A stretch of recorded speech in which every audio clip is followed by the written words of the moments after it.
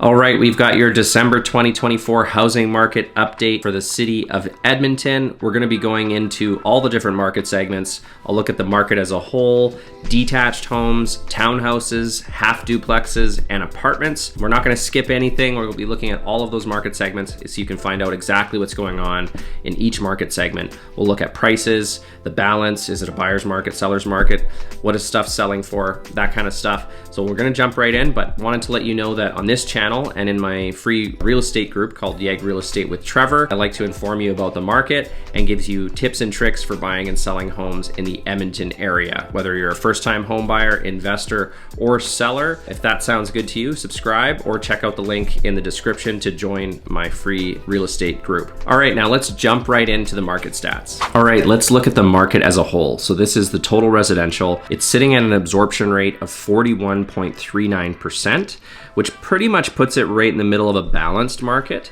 That's a slight drop from October when it was at 46%. Not really surprised, like November and December tend to be the slowest months of the year in terms of activity, so it's normal for it to drop. It's actually kind of weird that it took this long to drop, and it's barely dropped, so the market's actually still going quite strong.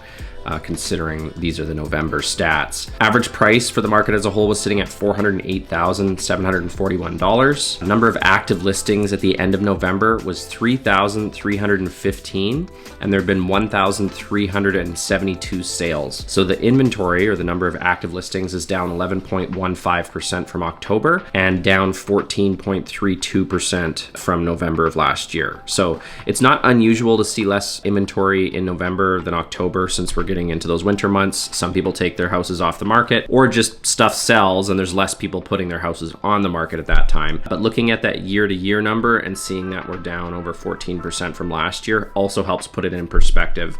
Not just looking at the seasonal piece, but comparing it to another year at the same time shows that inventory is quite low right now. Now the sales were down 21.24% from October. Those had actually went up in October. These were all good numbers for the fall and moving into the winter, and that's shown with the year-to-year number when you see that it's up 16.67% from November of last year. Average days on market was sitting at 41 days. It was 38 days in October, so added a few days there. And November of last year was 45 days, so 4 days shorter than it was last year. Now, if you look at the market distribution, this is like what price range all the houses are selling in. 16.64% of that market was under 200 grand, 15.17 between 2 and 300 grand, 20.15% between 3 and 400 grand, and 21.88% between 4 and 500 grand. That's the biggest segment in Edmonton as a whole. Then it drops a lot once you get over 500 grand. 5 to 600K is 12.98% of the market, and then 6.58 between 6 and 700K, and 2.83 between 7 and 800K. After that, you got 1.47 between 8 and 900K, and 0.68 between 900K and $1 million. Now let's take a look at the composite benchmark price to see what's been going on with prices. So every once in a while, I like to show our benchmark prices going back to the beginning of their history, which was when they put it in place, or well, they didn't really put it in place, but that was when the data went back as far as January 2005. So this is just looking at basically the entire HPI history. You can see in November 2024, the composite price was $390,400, and in November 2023, it was $365,300. So that's up about $25,000 over the course of a year. It is a little lower than it was earlier this year, but that's also normal to see the price come down a little bit in the fall months. And if you go all the way back to January 2005, you can see that the composite benchmark price was at $166,000. So pretty substantial change. Thing that always stands out when you look at the full history here is that peak in 2007. From like January 2005 to the peak sometime in 2007 was like 166 over 350,000. And that's a very short period of time. And then there was a lot of pain for a while, and then it kind of gradually went up for quite a while and then was kind of sideways. That's kind of the full history of Edmonton's price as a whole and the composite benchmark price. Let's move on to another market segment. Many people's favorites, the detached home market, was sitting at an absorption rate of 42.91%, which again is just over the middle of the balanced market territory, so leaning a little bit more towards sellers, but still pretty balanced. That's almost unchanged from last month, but down slightly when it was at 44.43%, but it's above where we were at in September and also pretty close to where we were in August. So this has been staying relatively stable with a little bit of moves, but basically since June, it's just been kind of bumping along. That peak tightness we saw was in April for the detached home market. At that point, it actually was a seller's market, and even in May, it was as well. So it was a seller's market up until June, and then it's been pretty balanced since then, but still always leaning more towards the seller's side for the most part. Now, average price for detached homes was sitting at $521,287. And at the end of November, there was 1,748 active listings, and there had been 750 sales. So the listings are down 16.04% from last month and down 16.08% from November of last year. And the sales were down 18.92% from October and up 20.19% from November. So again, similar sort of trend here. You're seeing that inventory levels are down from last month and last year. Even though the sales are down from last month, that's more seasonal, and seeing that it's up over 20% from last year helps put that in perspective as well. So you got 16% less inventory, but 20% more sales. So the balance of the market is a lot different than it was this time last year. Average days on market was sitting at 42 days versus 38 days in October and 45 days last November. And then the market distribution, you got just over 1% under 200K, 4.25% between 2 and 300K, 18.51 between 3 and 400K, and the biggest segment between 4 and 500K with 30.79% of the market, and then 21.8% of the market between 5 and 600K, and 11.65% between 6 and 700K. You got just over 5% between 7 and 800K, and 2.64% between 8 and 900K, and 1.23% between 900K and $1 million. Now let's take a look at benchmark prices. We've got both one-story single family, like bungalows, bi-levels, and two-story single family benchmark prices. So let's jump right into that. Starting off with one-story single family benchmark prices, that was sitting at $413,500, I believe is what it says. If you compare that to November 2023, it was at $369,400. So that's up pretty significantly. That's what, 43,000 around there in the course of a year. Again, I wanted to show the whole history going back almost 20 years. It'll be 20 years in January. In January 2005, that benchmark price was sitting at $177,800. It has the same trend as the composite price, where you saw the massive run up that peaked sometime in 2007 there, and then went through a fair amount of pain, bottomed out in 2009.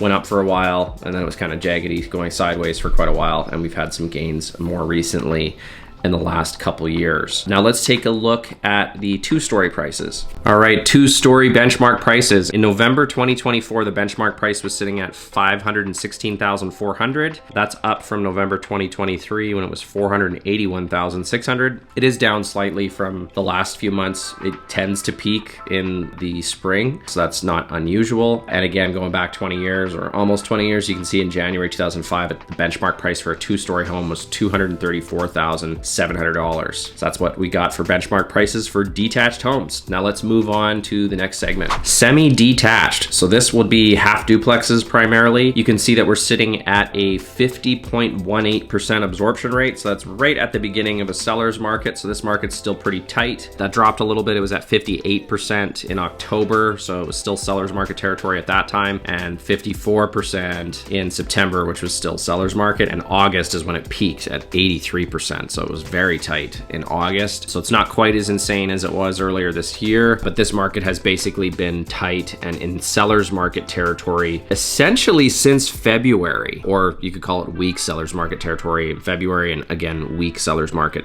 territory right now, but it was full-blown seller's market for quite a bit of the year. November last year was 39%, so it was more balanced this time last year, so a lot tighter. Average price was sitting at $417,423. There was 271 active listings and 136 sales. So the listings were down 8.45% from October, so not as much of an inventory drop as we saw in some of the other segments, and down 9.06% from November of last year. And the sales were down 20.93% from October, but up 16.24% from November of last year. So similar trends there. As you'll see here, 271 active and 136 sales. This is a much smaller market segment, so it's not unusual to see it get tight very quickly, because if you just add another 50 sales when you've got 300 listings, like that makes a massive difference in how that market feels. Average days on market was sitting at 32, so seeing low numbers here. That's only up one day from October, and in November of last year was sitting at 39. Market distribution, 1.35% under 200K, 10.56% between 2 and 300K, 33.87 between 3 and 400K, and the largest segment again between 4 and 500K with 38.58% of the market.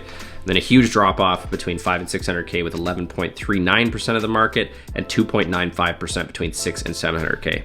After that, not much. Don't have benchmark prices for this one, so let's move on to the next market segment. All right, now for row houses and townhouses. So this would include condo townhouses and residential attached, which is not a condo. Most of this will be really driven by the condo townhouse market since there's a lot more of it there. And this one looks even worse in terms of absorption rate, sitting at 62.86% of the market. So still full-blown seller's market territory for townhouses. And it has been like that again since February. In January, it was already leaning towards that. And like, yeah, November, December, January last year, we were at around that 42, 45%. So it was already balanced, leaning more towards seller's market territory, and it's just been very strong since then. Really felt this market take off this year. Average price was sitting at $279,552. There was 350 active listings at the end of November and 220 solds. The active listings were down just over 10% from last month and down 19.72% from November of last year.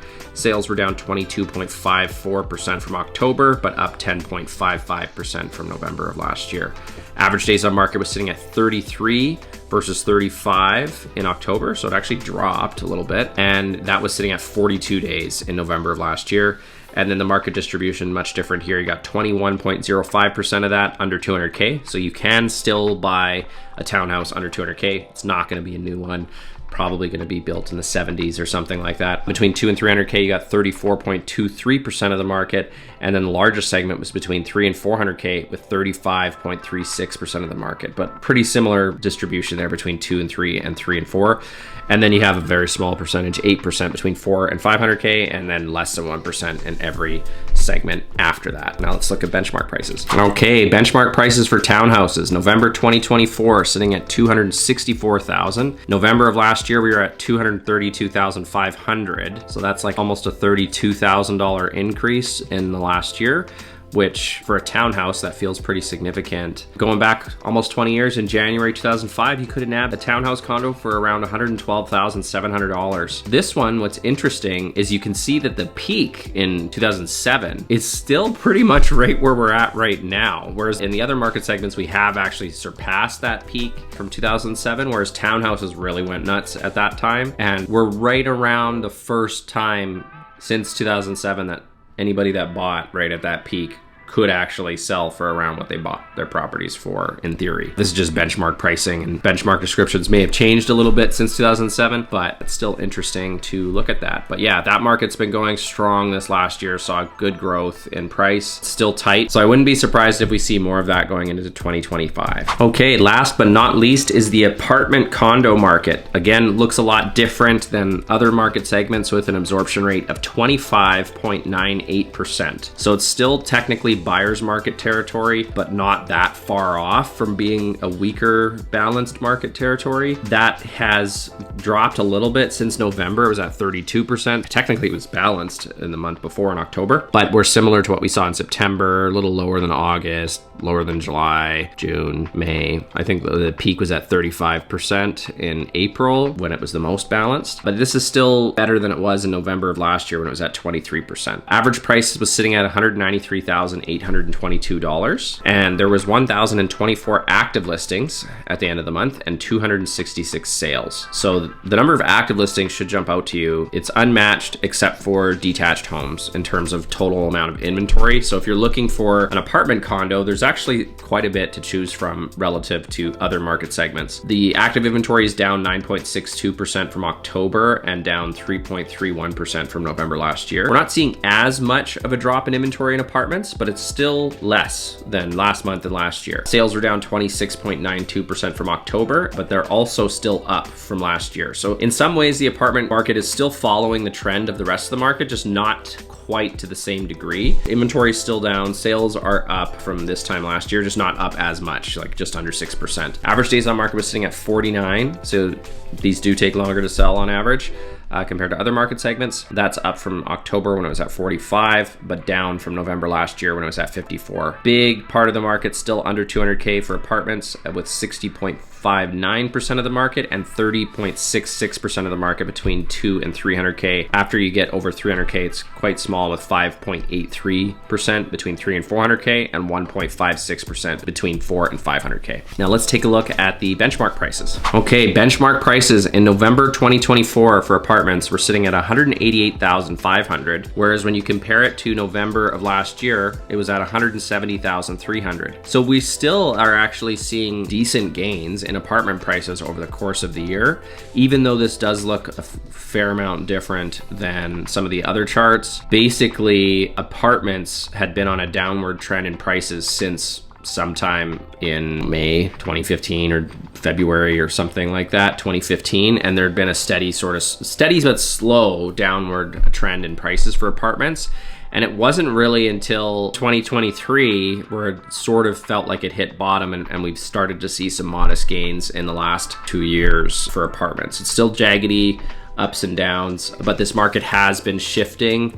It is feeling different than it did before. But if you go back to 2005, it was 105,400 for an apartment. So there's still significant difference there. This market also had the same peak in 2007 that everything else did, and it's still below that peak, further below than the townhouses, which seemed like they were getting pretty close to that old peak in 2007. So this market's never been as crazy as it was at that time yet, but that's where we're at for apartments. All right, so that wraps it up for the Edmonton housing market update for December 2024. I hope you got value out of this. If you check the link in the description, you can join my free group called YEG Real Estate with Trevor. It's for buyers, sellers, first-time home buyers, investors, where we can all share our insights and learn more about the market and how to best make your transactions. So if you click that link, you can join the group below. Hope to see you in there, and I will see you on the next video.